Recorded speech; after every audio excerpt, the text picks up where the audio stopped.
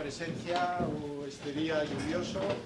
Veo caras conocidas y me alegro de ver, de alguna y otra promoción. Y bueno, tenemos la gran oportunidad de tener a Sal. Como siempre, hemos intentado ser puntuales. Ya sabéis que la puntualidad es uno de nuestros principios en la Fundación. Y vamos a empezar. Y por favor, profesor Molina, unas breves líneas de tanto de Sal como del profesor sobre su currículum. Adelante. Pues contamos hoy con Sal Emergui. Él estudió periodismo en Barcelona, en la Universidad Autónoma. Desde el año 1998 es corresponsal de varios medios, tanto de radio, televisión como prensa.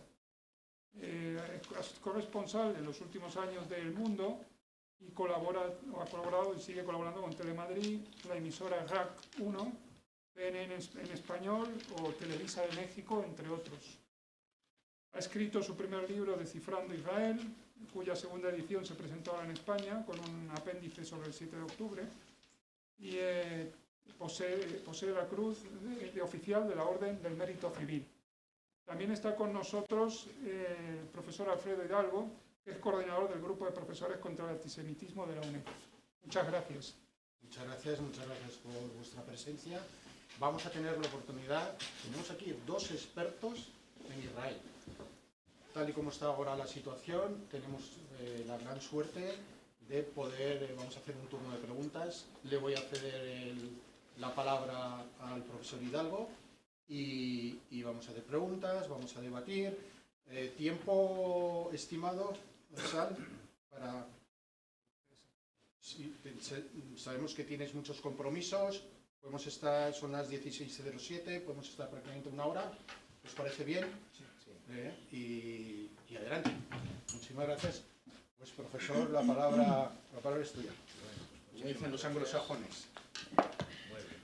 Pues muchísimas gracias, Miguel Ángel. Un saludo a todos. Es un placer estar en esta institución que además, bueno, yo creo que va a ser el primer paso de una estrecha colaboración. Como suele decirse, próximamente en cartelera, muy en breve, de una nueva actividad antes que finalice el año. Bueno, hablar de Sal no voy a hacer una gran exposición porque yo creo que merece cualquiera que esté al corriente de los medios, perfectamente ya se le conoce y él ya se encarga, nos consta, de estar siempre puntualmente en todos los medios de comunicación, informando en todo momento. Incluso ahora estábamos comentando que estando aquí estaba haciendo la columna desde aquí, desde Madrid, del Diario del Mundo. Pues es que es una curiosidad, ¿no? Es una anécdota de estos tiempos que estamos viviendo, ¿no? Yo tengo una batería de preguntas, son muy precisas y algunas son trasladadas por honda preocupación no solo de las comunidades judías, no solo por aquellos profesores de universidad que estamos intentando defender los valores que sostienen a la universidad, los valores de la convivencia y el respeto, ensalzando el pensamiento crítico y el análisis del pensamiento crítico dentro de lo que es la moderación en las exposiciones, y por supuesto mostrando nuestra más absoluta repulsa a todo tipo de boicot, de escrache, de anulación de palabra o libertad de expresión que lamentablemente estamos viendo en nuestras universidades desde el 7 de octubre hasta ahora. Creo que Sal tiene una virtud, y esto es una pseudo pregunta, pero creo que muy pocos periodistas verdaderamente pueden hablar con tanto conocimiento de causa, habiendo estado más de 25 años en Israel. Yo no sé cuántos periodistas hay en otros medios españoles que hayan estado esa dilatada experiencia de vida allí, en el foco justamente mundial de atención de este conflicto. Pues, en primer lugar, gracias por la invitación, por supuesto, gracias por venir aquí. Normalmente un corresponsal, cuando es enviado a cualquier parte de cualquier destino, pero también al destino de Jerusalén, Normalmente son 4 o 5 años, ¿no? de término y prácticamente, básicamente porque en Jerusalén cubre desde conflictos israelíes y palestinos, también cubre muchas veces la ciudad regional, como también hago yo, pues es un asunto que, entre comillas, quema, es decir, que es un asunto que es tenso, es unas noticias, un ritmo frenético. En Israel pasan cosas en 2 horas que no pasan en Suiza en 2 décadas, y por tanto las noticias son constantes. Como escribo en el libro, cuando tú te levantas a las 7 de la mañana y lees los diarios israelíes, los titulares normalmente ya son obsoletos, porque durante la madrugada han podido pasar muchísimas cosas y por tanto sí que es cierto que yo llevo mucho tiempo, demasiado tiempo quizás, pero también decidí quedarme allá a vivir y como periodista pensé que no hay mejor lugar para poder, digamos, trabajar y desde el punto de vista de informar, pese a los precios que uno paga como periodista en una zona tan conflictiva a nivel personal, pero sobre todo también desde el punto de vista del qué dirán, es decir, de las reacciones que este conflicto crea también en España. Es decir, he conocido periodistas veteranos que han llegado a Jerusalén después de destinos en otros países y ellos me reconocían que solo en este conflicto, cuando escribían sobre este conflicto, se dieron cuenta de la cantidad de a favor y en contra, de la cantidad, diríamos, de pasión, de tensión que crea, de insultos, de boicots incluso, pero yo creo que ya acabo con la primera respuesta. Más allá de que me gusta vivir ahí desde el punto de vista personal, aunque nunca descarto, por supuesto, volver a España, me encanta esa zona, me encanta la dinámica, las gentes que hay ahí, las culturas, religiones, etcétera, etcétera, pues es digamos, mi objetivo es intentar en este conflicto que genera tanto odio, tanta pasión y tanto partidismo y tanta pancarta, mi objetivo es intentar ser lo más honesto posible, porque objetividad no existe.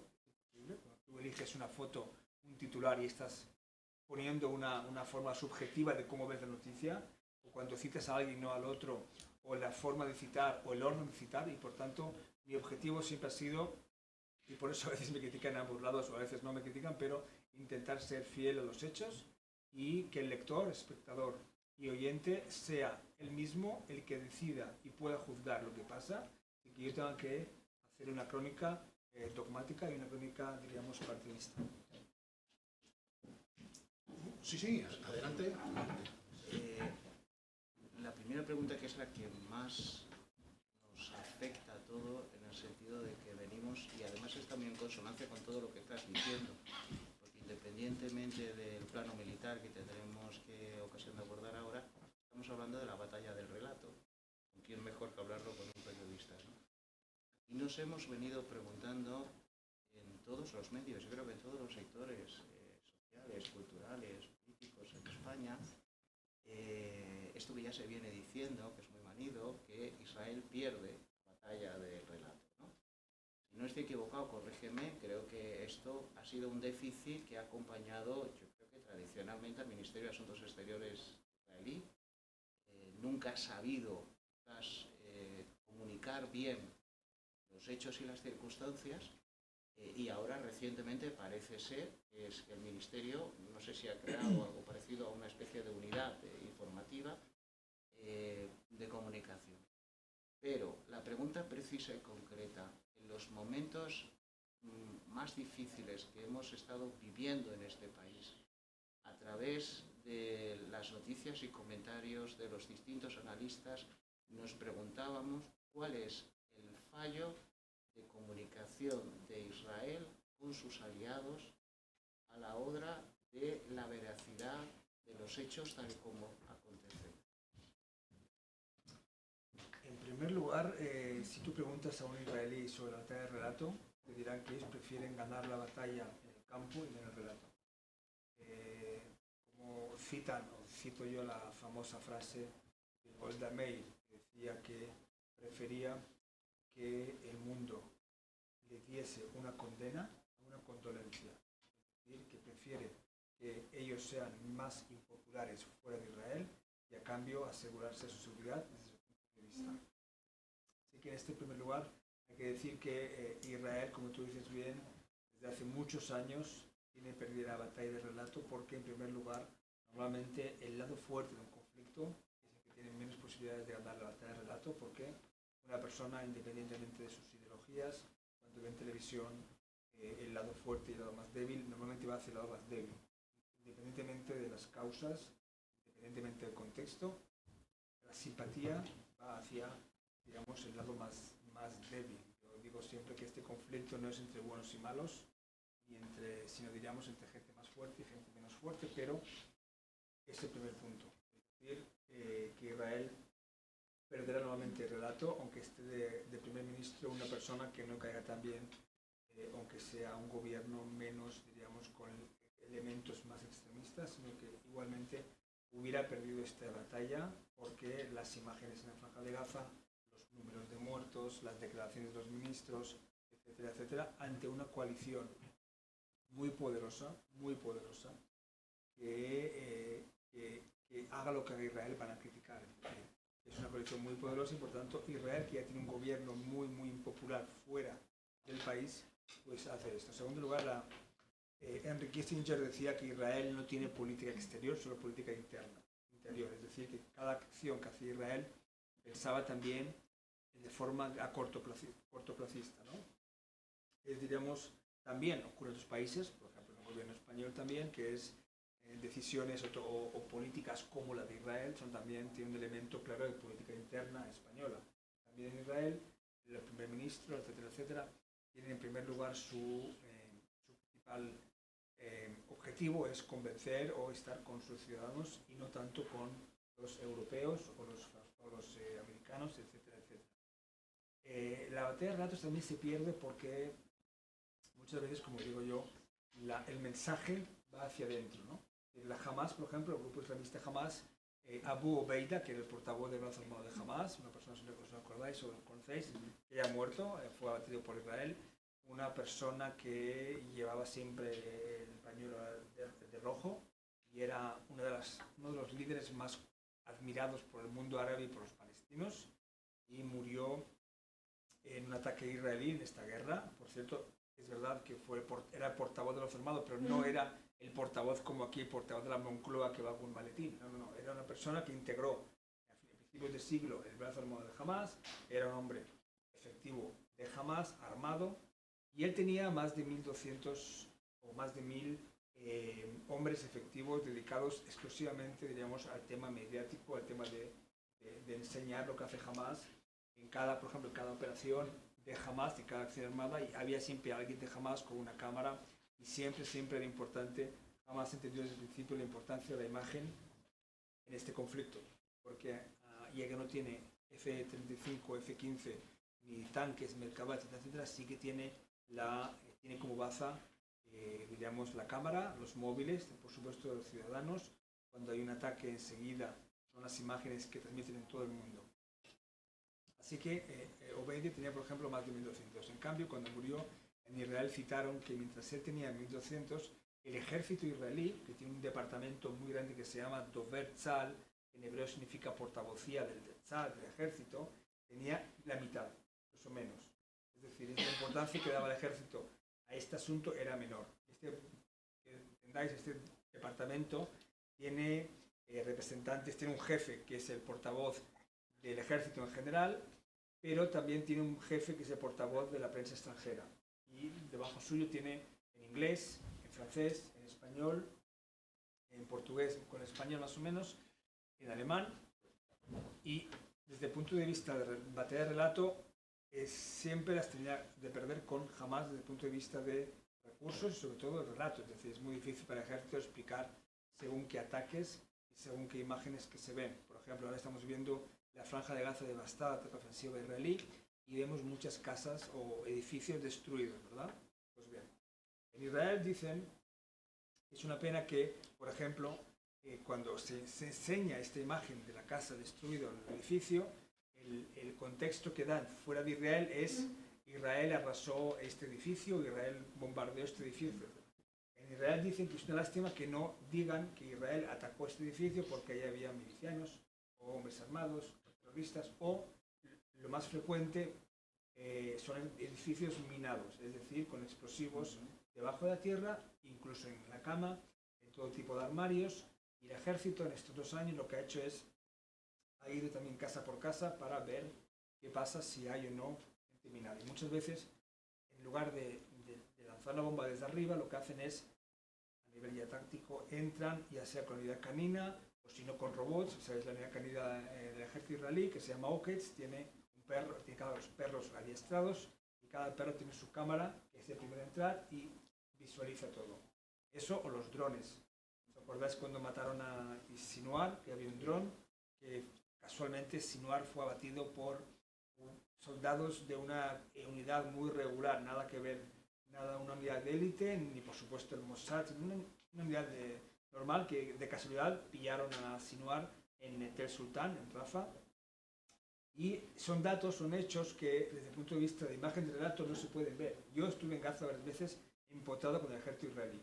Y me acuerdo que fuimos a Shati hace unos meses, hace un año, y realmente tú ves, en primer lugar, parece como apocalipsis, ¿no? Porque fuimos de noche toda la madrugada y por supuesto ves edificios semidestruidos. Si te fijas, muchas casas o edificios están, diríamos, destruidos, pero diríamos en la mitad, es decir, no de una bombardeo de arriba, sino desde abajo, ¿vale? Cuando ponen el departamento de ingeniería, ahí trabaja para explotar este edificio.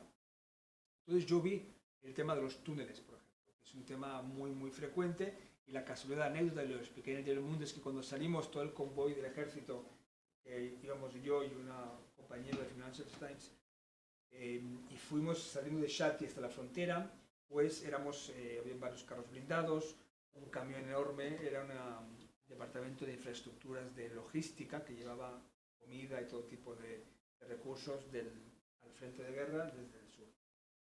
Y en el camino, de repente, el primer camión se paró. Y todo se paró así en plan bruscamente.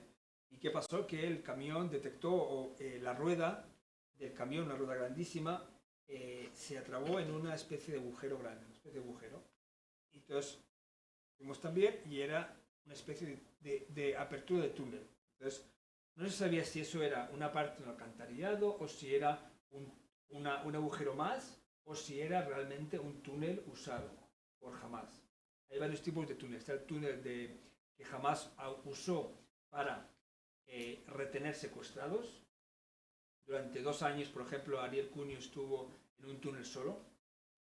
No hablamos de un túnel, hay varios tipos también de túneles en este tipo de túneles. No es el típico túnel pequeñito, también hay, pero por ejemplo, se han visto túneles que el hermano de Sinuar, Mohamed Sinuar, era su arquitecto, en los que un coche podía circular debajo del túnel. Imaginaos la enorme dimensión de este túnel, de profundidad y de amplitud. Y ahí se podían tener salas de mando de Hamas. Debajo del hospital Shifa había un túnel muy importante, eso es un secreto a voces que todo Gazatí lo sabe, que debajo de Shifa estaba la base central de Hamas. Es un tipo de túnel. El segundo túnel es el túnel que se llama de ataque, que es el túnel que se construye, que Hamas cava en territorio Gazatí para salir, ya sea en territorio israelí, los kibutzim cerca de la frontera, o un poco antes de la frontera, salen y van a penetrar. El 7 de octubre, que la inmensa mayoría entraron por la puerta o por parapente y no entraron por los túneles, pero sí que hubo milicianos o gente de Hamas que usaron los túneles y salieron justo en la apertura que está cerquita de la frontera, ya más fácil para no ser detectados. Pues vimos ahí, en la vuelta, vimos el túnel debajo y nos dijeron algo así como ves, no lo hemos hecho a propósito para que lo veáis, pero sí para que veáis la complejidad del territorio de la Franja de Gaza desde el punto de vista militar. Y todo esto junto que he dicho hace que Israel en esta guerra es una guerra prácticamente imposible de ganar en el relato. Imposible, porque se enfrenta con un grupo armado como Hamas, que es parte de la población palestina, y de hecho uno no sabe muy bien quién tiene armas y quién no. Cuando hay veces desplazamientos de ciudadanos, de habitantes, muchos de ellos también son de Hamas, que se camuflan entre los civiles, y por tanto es muy complicado ser selectivo en este tipo de guerra. Si me permites, profesor, a lo largo de todo lo que nos estás contando, hay una infraestructura de túneles bastante densa, kilómetros. ¿Se estima cuántos kilómetros tienen construido o se ha construido? Sí, sí, decía en la broma que sí, sí, que es el metro mucho mayor que el de Londres. Incluso decían en broma en Tel Aviv que si los de Hamas hubieran construido el metro en Tel Aviv, ya habría el metro en Tel Aviv. Porque en Israel hay mucha burocracia, es muy complicado. En Gaza, con el dinero de Qatar, también son expertos en cavar un territorio también desde el punto topográfico que va muy bien. Yo he estado en túneles de Hamas y he estado en túneles de Hezbollah al norte. Hay una diferencia clarísima en la topografía. No es lo mismo cavar un túnel de Hezbollah de Hamas, teniendo en cuenta que Hezbollah es el grupo armado más potente, mucho más que Hamas, y Hamas de hecho veía a Hezbollah como el hermano mayor y el modelo a seguir. Tanto sí que la inteligencia israelí tenía mucha más información y más miedo de Hezbollah que de Hamas. Y por eso cuando hubo la guerra con Líbano, Israel tenía un dossier enorme, detallado de objetivos para atacar en Hezbollah, y en cambio Hamas tenía menos información. Se calcula a nivel de número, ahora mismo se habla de unos 700, 800 kilómetros. Digamos, sí, la gran pregunta es cuántos de ellos han sido neutralizados. Y no parece que sean más, no parece que sean todos, por supuesto. No es exactamente el número exacto, tampoco el ejército ahora mismo da cifras, pero sí que es cierto que incluso los soldados se sorprendieron de la sofisticación de los túneles, de la longitud, que van desde Rafah al sur hasta Bet Hanoun al norte, y que sirven también, como he dicho, para almacenar armas, para retener secuestrados, para circular de un lugar a otro sin tener ningún problema, y por supuesto, cuando hubo el ataque de octubre, Sinwar y todo el liderazgo del brazo armado de Hamas estaba debajo de los túneles ya preparado para la respuesta israelí. Por tanto, había un factor sorpresa, y son túneles bastante, según los testimonios que recogimos de secuestrados, había varios tipos de túneles muy, muy pequeños, imposible vivir ahí donde vivieron. Hemos visto vídeos terribles de secuestrados ahí en túneles muy pequeños a túneles más grandes. Se sabe que en los últimos días, antes de la entrega de los 20 rehenes vivos, Izzadin al-Haddad, que era el único líder de Hamas, del brazo armado de Hamas, que aún no había sido abatido por Israel, que aún permanecía como gran líder de Hamas, estaba rodeado en su túnel en el norte de Gaza por secuestrados, como su escudo humano. Y eso fue lo que hizo que, por supuesto, Israel, por otro lado, conocía gran parte de dónde estaban los 20 rehenes liberados, vivos, pero por supuesto no atacó ni se acercó porque sabía que eso sería su muerte. Se estima esos 700, 800 kilómetros. Eso se ha debido de construir, ya en un análisis del factor militar, el factor de inteligencia, durante años. ¿La inteligencia israelí no tenía conocimiento de esa dimensión de esos túneles?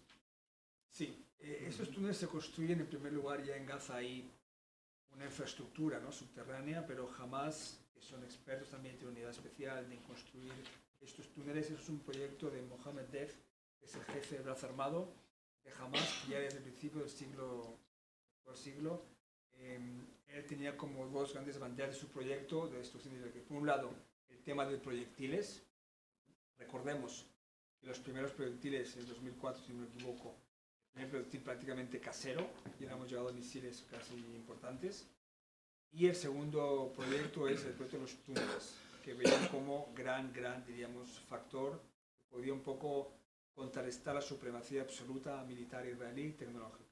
Israel, por supuesto, conocía, de hecho, en 2014 vivió varios ataques de túneles de Hamas desde dentro hacia el sur de Israel, kibbutz en Shusha, me acuerdo que estuve ahí, varios kibbutzim donde pudieron entrar. Israel logró matarles a los penetrantes, a los atacantes, pero Israel, por supuesto, sabía la presencia de túneles, lo que no sabía exactamente era el tamaño. Y entonces fue un reto importante y logró destruir y neutralizar, pero desde el punto de vista de guerra antitúnel, es una batalla bastante complicada desde el punto de vista de cómo se localiza, pero sobre todo cómo se tapa, cómo se tapona, cómo se acaba. No os acordáis el tema del agua, meter llena de agua, que al final fracasó. Es un tema complicado. Ellos sí que usaron un sistema de sensores para localizar los túneles. Hay una unidad que se llama Yalom, que es una unidad de ejército dedicada exclusivamente a la lucha de combate dentro de los túneles. Pero es una batalla complicada porque son túneles que en su mayoría están debajo de casas, debajo de edificios. Entonces no puedes bombardear, no puedes atacar. Entonces tienes que tener en cuenta, en primer lugar, los secuestrados, en segundo lugar, que son zonas estratégicas. pero sí que se han visto muchas imágenes cuando Israel ha atacado a túneles, como se han escuchado explosiones secundarias, ¿no? Que también hay muchas armas. Pero sí que es uno de los principales retos que tuvo Israel, y yo creo que por supuesto la guerra ya ha acabado, ¿no? Pero la tregua ha visto como aún existen un buen kilometraje de túneles. No, yo creo que se ha llegado a hablar de que solamente se ha destruido el 25%, ¿no? Más o menos, de esa Hay muchas extensión. cifras, sí. Hay dos preguntas al hilo de esto y sigo insistiendo, porque de verdad que es algo que para muchísimos ciudadanos españoles les cuesta entender en base a la información que recibe el por qué las cancillerías europeas y occidentales ponen en cuestionamiento, porque aquí se están poniendo evidencias. Es decir, aquí estamos hablando de túneles en hospitales, estamos hablando de túneles, salidas y entradas en viviendas privadas, estamos hablando de una organización terrorista que se camufla con la propia población civil. Parece que los uniformes solamente los han utilizado cuando han hecho las exhibiciones de devoluciones de los rehenes, etc.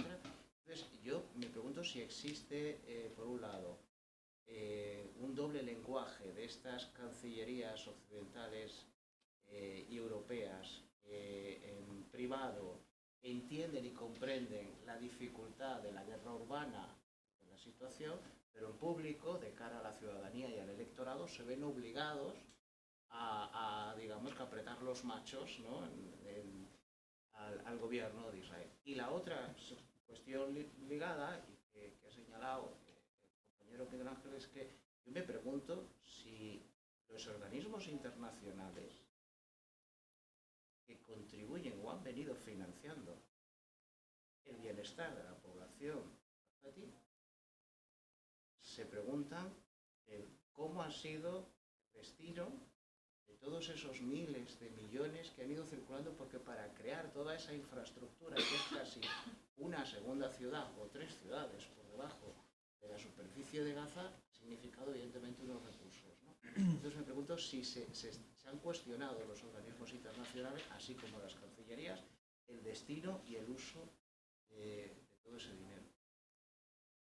La primera pregunta, yo iría, por ejemplo, los países árabes. Hay países árabes que evidentemente critican la muerte de civiles en la Franja de Gaza, condenan los ataques israelíes, pero también al mismo tiempo, cuando viene un emisario israelí a esas capitales árabes, los Qatar, pero los árabes, siempre dicen, por favor, acabar la guerra en Gaza, y nos provoca también, nos perjudica a nivel opinión pública interna, pero les dicen, no acabéis la guerra sin acabar con Hamas. Y para los países árabes, Hamas no es solo un problema para Israel a nivel interno, está en la frontera a pocos metros de Kibbutzim, sino también Hamas es para ellos el brazo palestino de los hermanos musulmanes, la banda musulmán de Qatar y Turquía, que son, por supuesto, que tienen unas principales herramientas. Y volvemos a tu primera pregunta de todo, que es Al Jazeera, que es el relato. Una persona si ve Al Jazeera en árabe, en inglés, bueno, en árabe, Al Jazeera en árabe es prácticamente la plataforma de Hamas. Es decir, Hamas siempre, si os fijáis, que hace un scoop, una exclusiva o da una entrevista importante o quiere dar un mensaje importante, primero va a Al Jazeera, ya sea porque es la televisión más popular del mundo árabe y también porque es la televisión de Qatar y la televisión más próxima, diríamos, a sus objetivos. Desde el punto de vista occidental, hay que diferenciar país por país. Hay países donde usan a Israel y la Franja de Gaza y la causa palestina como baza política interna. No voy a dar nombres ni apellidos, porque todo el mundo sabe de quién estamos hablando. Y es de iniciales, pero la gente ya es mayor y lo sabe. Pero sí que es cierto que en España, por ejemplo, yo cuando he venido, yo suelo venir a España a ver la familia, y el libro es algo que es solo de ahora, pero por ejemplo en este viaje, en Cataluña, en otros lugares, he visto más banderas palestinas aquí que en Jerusalén. La cuestión palestina, israelí y Gaza está muy presente aquí. Si esto es lo que provoca que el gobierno español sea tan militante contra Israel, o al revés, si el gobierno español es lo que provoca que la sociedad esté tan... Yo creo que hay una mezcla de todo, pero sí que es cierto que que estos gobiernos, los gobiernos siempre intentan, diríamos, diferenciar y dicen que estamos en contra de Hamas, pero una cosa que es verdad y es que no han hecho demasiada presión a nivel internacional sobre Hamas. Yo rescato lo que dijo el señor Anthony Blinken, que fue el jefe de la diplomacia de Estados Unidos con la época de Biden, y cuando ya se retiró de su cargo, cuando ganó Trump, se retiró, dio una entrevista a la CNN y él dijo, evidentemente recordemos que Blinken también presionó y criticó a Netanyahu, pero en esta entrevista dijo, a mí lo que me hizo falta en todo este año y lo que no entiendo es cómo el mundo no presionó demasiado y no presionó casi nada jamás. Toda la presión era sobre Israel, porque era el lado fuerte y que bombardeaba, y menos sobre Hamas, que era el que empezó la guerra, y el que sobre todo tenía los rehenes. Si esos rehenes hubieran sido devueltos, Israel no tendría esta legitimidad tampoco interna para seguir atacando y conseguir su libertad. Así que yo creo que sí que hay una falta, digamos, de presión sobre Hamas, pero bueno, ellos te dicen que porque Hamas es un grupo terrorista, hay que presionar a una democracia como Israel. Y ahí en este juego es el que Hamas juega, porque Hamas, por supuesto, no se compromete ni está comprometida a la ley internacional, al derecho internacional, en cambio Israel sí. Entonces, en este juego Hamas aprovecha para, diríamos, hacer lo que hace y sobre todo la forma de combatir esta guerra, que es una guerra urbana, en la que Hamas usa, evidentemente, instalaciones civiles para defenderse, para protegerse y para atacar desde ahí a tropas israelíes y a centros civiles dentro de Israel. Y la segunda pregunta es sobre el tema de dinero. Israel permitió y alentó que Qatar diese dinero a Hamas. Es verdad que Israel dijo que era para evitar una crisis humanitaria. Del 2017 al 2023, un poco menos, Israel no quería una crisis humanitaria en la Franja de Gaza y no quería, Israel la mentalidad era hay que preservar la calma y la calma se preserva con el asunto económico, que jamás, que era el gobierno, recordemos, jamás controló Gaza desde 2007, cuando en palabras del presidente palestino Abu Mazen, jamás hizo un golpe de Estado. Lo dijo el presidente palestino de Palestina, Mahmoud Abbas. Desde entonces, Israel intenta siempre que haya, diríamos, intentó en los últimos años que hubiera calma e estabilidad en la Franja de Gaza. Es verdad que Netanyahu también lo hizo por motivos políticos internos para evitar que hubiera unidad palestina y también esto lo hubiera llevado a Israel a tener que negociar un acuerdo de paz que Netanyahu no quiere porque eso le lleva a tener que hacer concesiones con el tema de asentamientos y también en un gobierno actual bastante problemático en este aspecto. Qatar, por supuesto, dio dinero e invirtió en barrios, invirtió en hospitales, pero básicamente mucho del dinero que llegó de Qatar a Hamas, a la Franja de Gaza, acabó en el brazo armado de Hamas. Eso está clarísimo. Eso es algo, Hamas es solo una anécdota. Antes, incluso en 2011-2012, cuando hubo la fama de los túneles de Egipto a Gaza, Hamas ahí montó un negocio y cada persona que hacía contrabando entraba cigarros desde Egipto a Gaza, Hamas imponía un impuesto. Hamas impuso impuestos a todo lo que entraba bajo su dominio. Hamas fue un régimen represor básicamente de los gazatíes. Muchos intentaron salir ante la represión y Hamas, que siempre, recordemos, ganó las últimas elecciones en Palestina en 2006 a Fatah de Abu Mazen con la bandera de la lucha contra la corrupción, somos la hermandad musulmana, pura, etcétera, etcétera. Hamas también, el poder corrompe, pues Hamas también acabó siendo un grupo corrupto, dando dinero solo a sus allegados y llevándose mucho dinero de Qatar a brazo armado. Irán es otra historia. Irán sí que dio armas directamente, sin esconderlo, directamente Irán entrenó y armó también a Hamas financiándola. A lo mejor no en los números que hizo con Hezbollah en el sur del Líbano, o con los hutíes en Yemen, o con Irak y Siria, las milicias iraníes, pero sobre todo había una relación bastante fuerte entre Irán y Hamas, con armas, entrenamientos y dinero, teniendo en cuenta que, eso es importante destacarlo, el factor religioso en el sentido de que Irán es una potencia chií, Hamas es un grupo palestino suní. Y había gente en Hamas, como por ejemplo Hamas, que estaban en contra de esta alianza con Irán.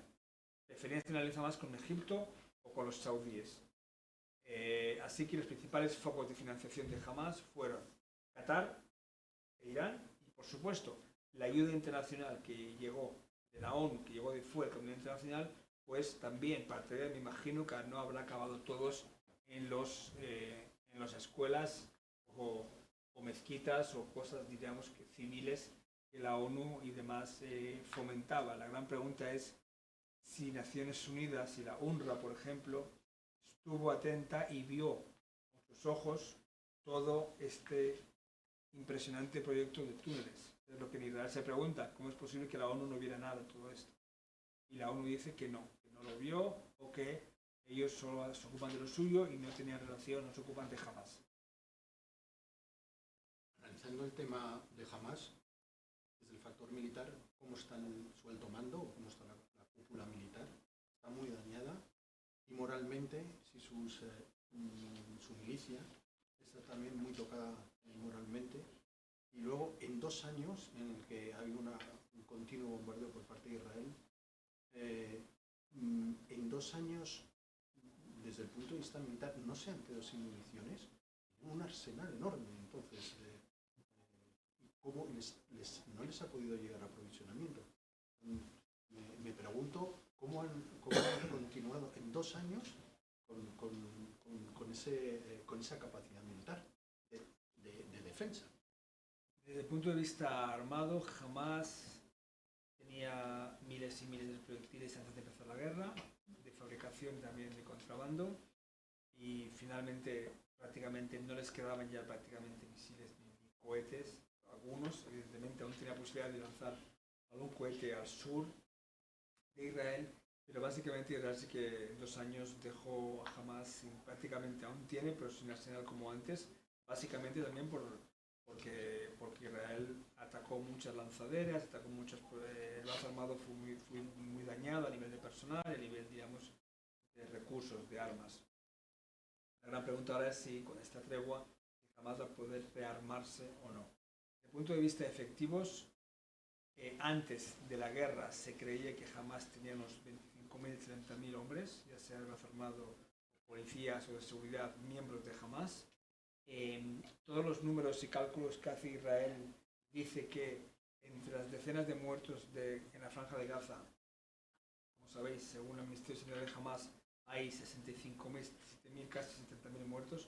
Pues en Israel dicen que más de 20.000 son gente de Hamas. O sea, más de 20.000. Trump el otro día dijo la cifra de 25.000. Pero no me fía, no es decir, yo creo que es mínimo 20.000. Ahora, el problema es que, esto fue hace poco en noticia también salió, Hamas perdió 20.000 efectivos, pero recuperó 20.000. Es decir, reclutó 20.000 más. Muchos de ellos menores de 18 años. Y en su mayoría, ¿cómo los reclutó? Pues pagando, por supuesto, con el dinero de ayuda humanitaria. Entonces, siempre se decía que en la Franja de Gaza, quien controla la Franja de Gaza es quien tiene las armas y la ayuda humanitaria. Para poder venderla, satisfacer a la población. Desde el punto de vista de números, desde el punto de vista de... Por eso digo que siempre se dice que es muy difícil, pese a los programas de gobierno, es muy difícil acabar completamente con Hamas. Desde el punto de vista siempre se acaba con el último de Hamas. Es imposible, porque Hamas siempre, como he dicho antes, es un movimiento también popular dentro de la población y es muy difícil acabar con todo simpatizante o con todo miembro del brazo armado de Hamas. Desde el punto de vista de cúpula, Israel... Cúpula y moral, sí, y la división ahora en la sociedad palestina, ¿no? Israel descabezó a toda la cúpula del brazo armado, desde Mohammed Dev, Sinwar, Issa. Quedan solo 2 que están en el norte de la Franja de Gaza, pero de la misma forma que hay nuevos reclutas, también hay nuevos jefes que van subiendo, pero no con la habilidad, entre comillas, y la profesionalidad, entre comillas, el liderazgo de Mohammed Dev, que era el jefe del brazo armado, de Marwan Issa, que era su jefe ejecutivo, y de los hermanos Sinwar. Este es el nivel de cúpula militar. Desde el punto de vista de moral, pues Hamas es un grupo, en primer lugar, religioso yihadista. De que ellos, aunque aunque esté destruida Gaza completamente y hayan matado miles y miles y miles de palestinos civiles y no civiles, Hamas impedirá que ha ganado. En el momento que Hamas aguanta y resiste, lo que llaman Sumut es de determinación, sabes que la flotilla Sumut, hubo. Por cierto, me llamaron de Barcelona cuando Ada Colau estuvo en la flotilla, pues me llamaron diciendo que algo así como: Sal, por favor, pide al gobierno israelí que se quede con Colau unos cuantos años más. Por el miedo. Que no la devuelva. Sí, más o menos. Por cierto, en esas fechas Israel ofreció ahí a España, al Ministerio Español, un charter pagado por Israel para llevarse a todos los activistas deportados de ahí el mismo día o un día después a España, y España no respondió a esta oferta, tuvo luego que enviar un charter pagando a los españoles, pero sí que es verdad que España no lo hizo, aunque España dice, y esto me lo preguntamos en el diario, jamás España niega lo que yo escribí que Israel ofreció. Yo estoy seguro porque lo he visto el mensaje, y puedo decir que esta oferta hubo, porque a Israel le interesaba acabar este conflicto con la flotilla, cuando esto queda a nivel de relato horrible para Israel. Haga lo que haga, si les deja entrar en Gaza es malo, si no les deja entrar es malo, también por el tema de la fricción. Pero España y sobre todo toda esta atención mediática les gustaba. Ellos mismos dicen que el objetivo de la flotilla no es la ayuda humanitaria, porque era muy poca la que había, sino básicamente, y lo crearon, tuvieron éxito, la atención mediática mundial para lograrlo. Volvemos al tema palestino, de la división. Ahora mismo en Gaza no hay, por supuesto, ni sondeos, ni hay trabajos de campo, pero si tú escuchas y ves en las redes sociales, por un lado hay un odio evidente a Israel y ganas de venganza por lo sucedido en Gaza, al mismo tiempo también un descontento monumental hacia Hamas, de por qué les llevó a esta guerra, por qué hizo el 13 de octubre y por qué han convertido, diríamos, Gaza en lo que es ahora. Y de hecho en Israel y ahora mismo ahí se enfrentan dos traumas. Los palestinos han vuelto al trauma de la Nakba del 48, y en Israel volvieron el 7 de octubre al trauma de la Shoah, el Holocausto, porque fue la primera vez desde la Segunda Guerra Mundial y la primera vez desde el Holocausto que niños judíos tuvieron que esconderse bajo las camas y mujeres en los armarios, susurrar entre ellos para que no fueran degollados, quemados, y muchos de ellos fueron quemados, asesinados el 7 de octubre. Violados. Y por supuesto muchas mujeres violadas y con testimonios, y pese a que muchos en Occidente no se las creen, pero sí que hubo, incluso en Naciones Unidas, que no es un movimiento conocido por sus simpatías a Israel, una enviada a Naciones Unidas fue a Israel y lo comprobó, lo corroboró, lo dijo en una rueda de prensa en la ONU, y algunos de los periodistas casi le increpan por haber hecho este informe, porque un poco contradecía el relato de buenos y malos con este tema de las violaciones. Pero sí que creo que en Gaza hay por un lado esta ganas de venganza contra Israel, o venganza o rabia o indignación por la cantidad de muertos y edificios destruidos, pero también muchos, y tú los ves en las televisiones, cada vez más salen y dicen: jamás nos has llevado al desastre, nos has llevado al todo, ¿para qué? Para matar. Has matado a mucha gente israelí, pero has conseguido que Gaza viviera su peor momento en décadas. Pues si os parece bien, vamos a dar, profesor, turno a los alumnos. La representación que tenemos aquí, por favor, preguntas se nos está acabando el tiempo, muy rápidas, muy escuetas, muy claras, para que Sal pueda contestar con precisión.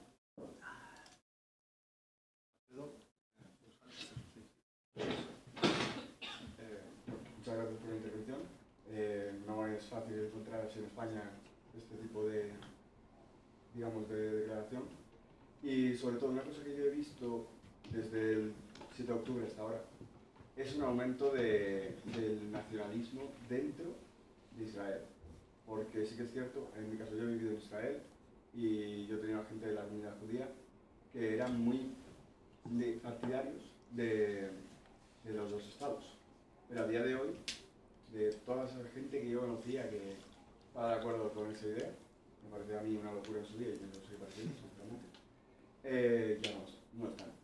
Y el auge creo que es bastante grande y a nivel de comunidad judía ha venido bien, valga todo, pero creo que ha venido bien de cara a que la gente ha vuelto al judaísmo, cosa que se estaba perdiendo. No sé qué opinión. Yo cuando llegué a los kibutzim, al día después, del ataque, entrevisté a muchos kibutzim, muchos supervivientes y mucha gente que era identificada con el movimiento de paz ahora, el movimiento izquierdista, el movimiento a favor de los estados, etc. Y su discurso realmente era derecha muy nacionalista. Incluso lamentaban haber ayudado a los palestinos de Gaza a llevar niños de los hospitales israelíes. Y es evidente que Israel, que es un país básicamente también de derechas desde el punto de vista demográfico, también tras el 7 de octubre se ha vuelto más de derechas, ha girado más a la derecha.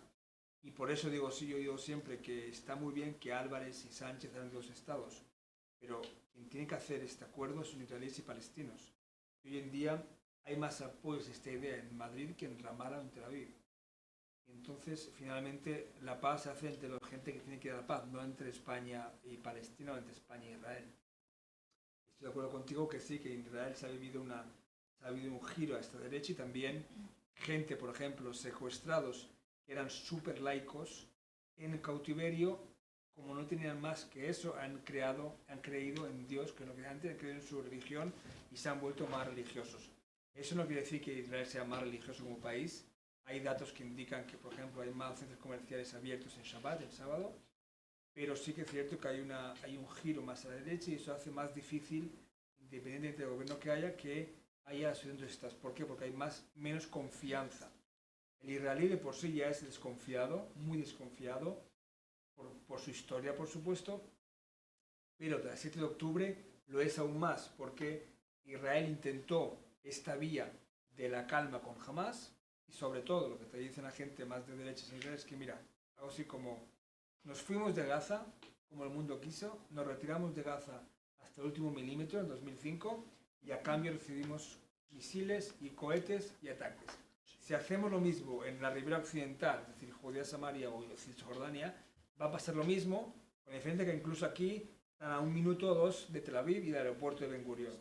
Así que estoy de acuerdo contigo que sí que hay una sociedad ahora israelí mucho más desconfiada y mucho más girada a la derecha.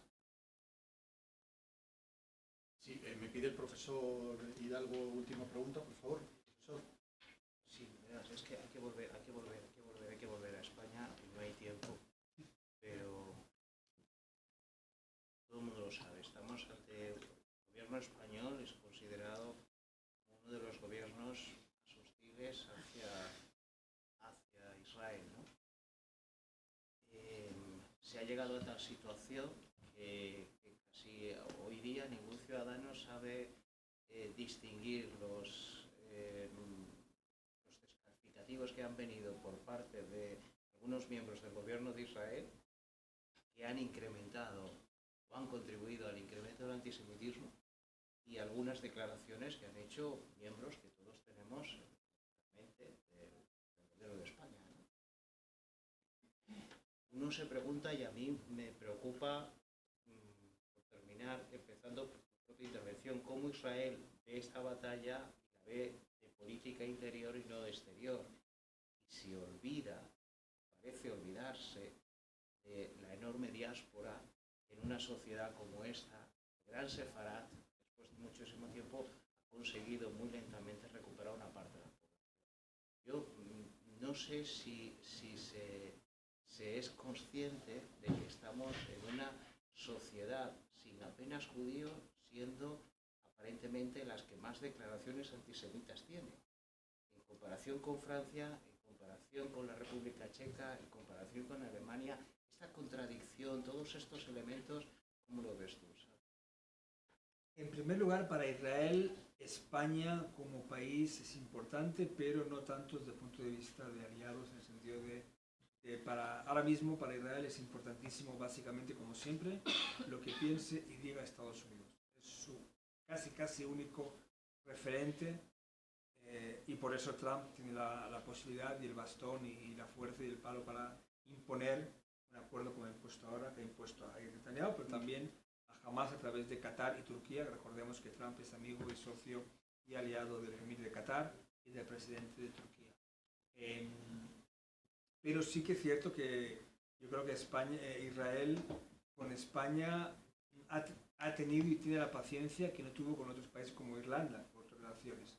Y yo creo, y he preguntado, y muchos me dicen que es porque en Israel detectan que en la sociedad española, aunque es más pro-palestina que pro-israelí, hay aún sectores importantes que no están de acuerdo con lo que hace Sánchez. Y cortar relaciones de forma drástica sería hacerle un favor al ala más radical de izquierda del gobierno, que es lo que quieren, y por eso mantiene ahora mismo una embajadora aquí en Israel, que es embajadora de comercio, pero es de facto la embajadora, y no rompen de forma clara. Os digo que yo sí que he vivido, veo que los españoles, los israelíes sienten que en España soy un líder de pedir el boicot a Israel, y esa Eurovisión, o lo que pasó en la Vuelta de España, que tuvo mucho eco en Israel. A mí por primera vez me han dicho, hace 2 semanas o 3, en el Plaza de los Secuestrados, 4 o 5 personas israelíes vinieron a mí y me dijeron: ¿por qué nos odiáis tanto en España? Yo he intentado decir que no.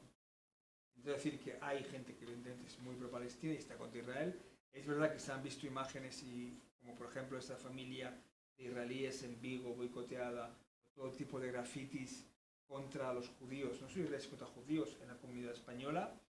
Hemos llegado a tal extremo que si casi cada año a mí me decían peregrinos españoles, me preguntaban en las redes sociales, en mi cuenta en X o en Instagram, pero básicamente me decían, en cada Navidad me decían antes, para programar sus viajes: ¿es seguro viajar a Jerusalén?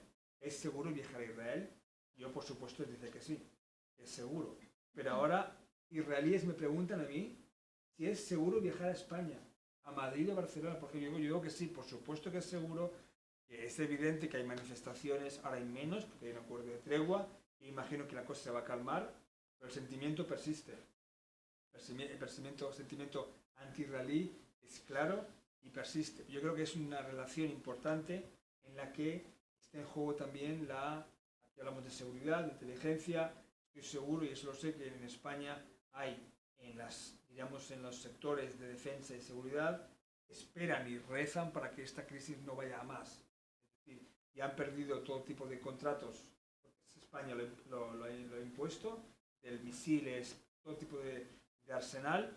Ellos saben que en este tipo de boicots de armas o de cese de contratos de armas, quien sale perjudicado en primer lugar es España, no Israel, porque Israel puede venderlo a más sitios y a más lugares. Os cuento que la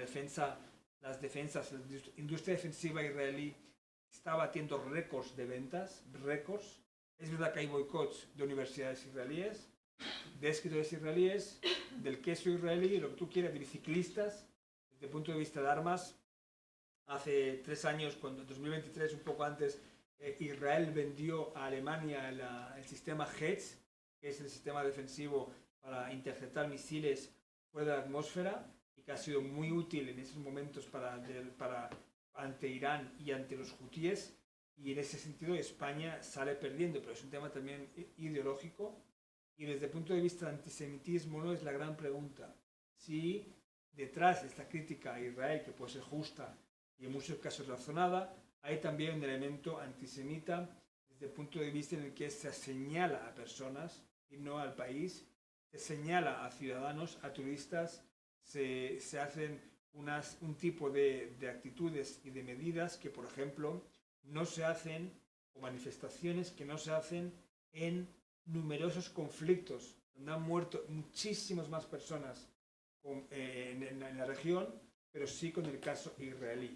Entonces dicen, por ejemplo, cuando en España hablan del sionismo, sin saber que el sionismo es de izquierda y de derecha, religioso, laico, hay todo tipo de sionistas, desde el 48 que Ben Gurión lo fundó, que es de izquierdas, hasta el sionismo religioso que hoy hay en el gobierno, judíos antisionistas, judíos antisionistas laicos, como por ejemplo los americanos, Estados Unidos, que hay una comunidad importante de judíos antisionistas, y judíos antisionistas ultraortodoxos. Es tanta complejidad, tanta variedad dentro de Israel, que por tanto cuando yo escucho o leo en la prensa hablar de sionistas, como por ejemplo el propietario del equipo de israelí de ciclismo, el amigo ultrasionista de Netanyahu, el empresario, no sabe ni lo que es ultra ni lo que es sionista. Por tanto, ahí sí que veo un peligro de deslizar lo que es una crítica justa a Israel para pasarse una crítica y para hacer que hoy en día las comunidades judías en España estén más protegidas que antes. La verdad que muy interesante, Sal. Te agradecemos mucho tu presencia. Son las 17 horas.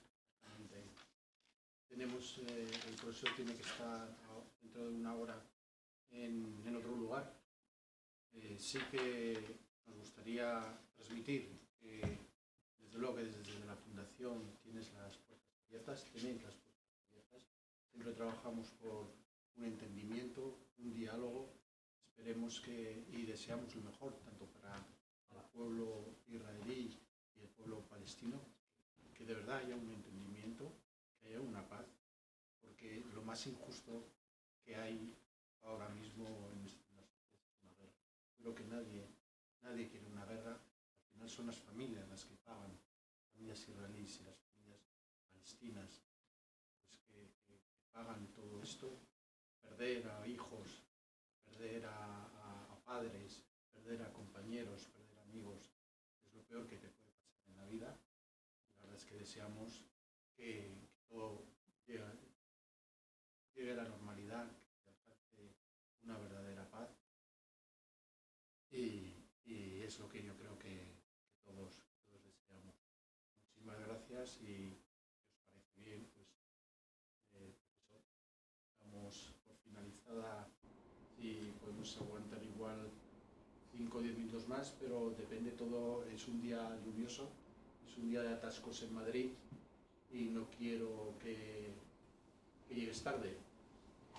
Que te despida por mi culpa. Me faltaría.